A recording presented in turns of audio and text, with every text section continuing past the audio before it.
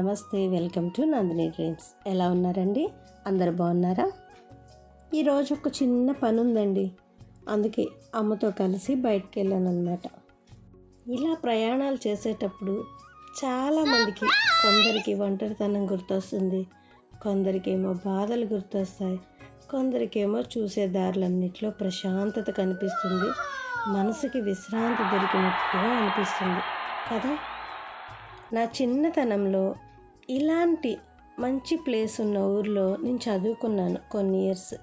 అప్పుడు ఒకసారి హఠాత్తుగా మధ్యాహ్నం టైంలో పెద్ద వర్షం వచ్చేసి మబ్బులన్నీ కమ్మేశాయండి.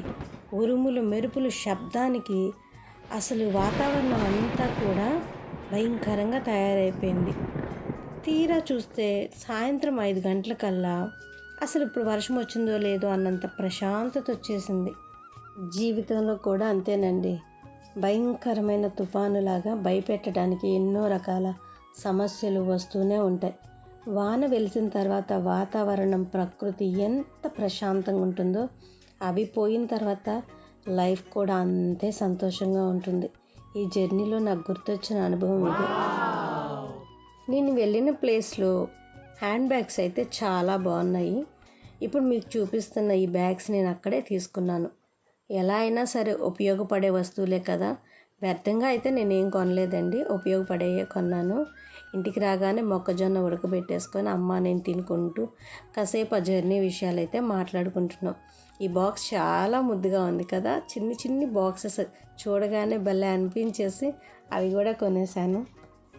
నాకున్న ఆలోచన ఏంటి అంటే, ఈ ప్రపంచంలో మనిషిగా మనం బ్రతికేది ఒక్కసారే కదా, అందుకే చెయ్యాలి అనుకున్న ఏ మంచి పని అయినా సరే అనిపించినప్పుడు చేసేయటం మంచిదని నా ఉద్దేశం అన్నమాట. ఎందుకంటే దేన్ని నిర్లక్ష్యం చేయకూడదు, వాయిదాలు వేయకూడదు. ఎందుకంటే మన జీవిత ప్రయాణంలో గడిచిన రోజులు ఏవి గుర్తురావు కదా. ఈరోజు, ఈ నిమిషం, ఈ క్షణం, ఇప్పుడు ఏం చేస్తున్నామో అది మాత్రమే మందవుతుంది. మా అమ్మ నేను కలిసి ముచ్చట్లు పెట్టాము, అస్సలు టైమే తెలియలేదు. అంత అందంగా టయాన్ని గడిపేస్తాము ఇద్దరం అండి. ఎందుకంటే అమ్మ వచ్చేది 1 గంట లేదా 1 పూట, 1 రోజు అంతే నా దగ్గర ఉంటుందండి, ఎక్కువ టైం ఉండలేదు. సో అందుకని ఆ ఉన్న టైంలో నేను తనతోనే ఎక్కువ స్పెండ్ చేయడానికి ఇష్టపడతాను. ఎందుకో తెలుసా, అమ్మ లేని వాళ్ళు మాట్లాడే మాటలు మనందరికీ తెలిసినవే.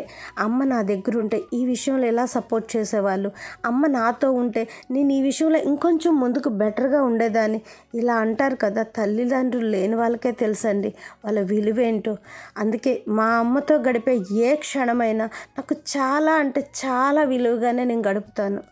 ఇక్కడ అమ్మ నేను మాట్లాడుకునే ముచ్చటేంటో ఒకటి మీతో చెప్పనా. ఇక్కడ ఒక ఆర్టిఫిషియల్ ఫ్లవర్ అయితే రోజ్ ఫ్లవర్ కొన్నామండి. అది పెట్టుకొని చిన్నప్పుడు ఇలా పెట్టుకునేదాన్నమ్మ, నేను ఇలా జడేసుకొని ఇలా పెట్టుకుంటూ మాకు ఇష్టం అని చెప్పి చెప్తుందండి. భలే అనిపిస్తేలేండి ముచ్చట్లు. అమ్మ నాన్న ఉదయాన్నే లేచి ఊరెళ్ళాలని హడావుడిగానే ఉన్నారండి.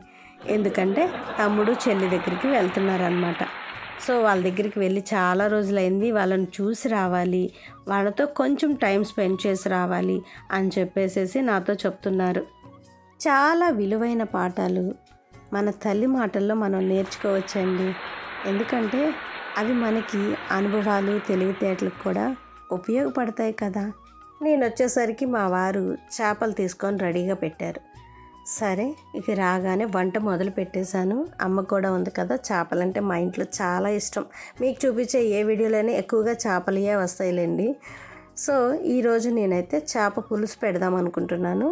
ఈ చిన్న చేపలతో పులుసు రెడీ చేద్దామని చెప్పేసి మసాలాలు కలిపి పక్కన పెట్టుకొని, మట్టి కుండలో చేప పులుసు అయితే అద్దరిపోతుందండి, అంత బాగుంటుంది.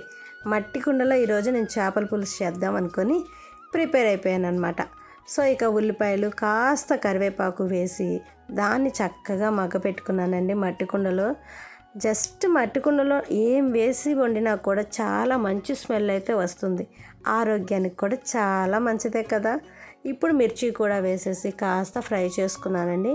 ఈ మట్టి కుండలో వండేటప్పుడు వెజిటేబుల్స్ కూడా త్వరగా కుక్ అయిపోతాయండి. కాస్త టమాటాలు వేసేసుకొని అవి కూడా మగ్గబెట్టేసేసుకున్నాం. ఇవన్నీ మగ్గించుకోవటం ఈజీ ప్రాసెస్. ఆ మగ్గిన దాంట్లోనే ముందుగానే మనము అన్ని మసాలాలు కలిపి పెట్టుకున్న ఈ చేపలు కూడా వేసేసండి ఒక 2 మినిట్స్ అలా వదిలేసాను. తర్వాత చింతపండు పులుసు పోసేసుకొని, నేను పులుసు కర్రీ అన్నాను కాబట్టి కాస్త పులుసు ఎక్కువగానే నేను పోసుకున్నాను అనమాట.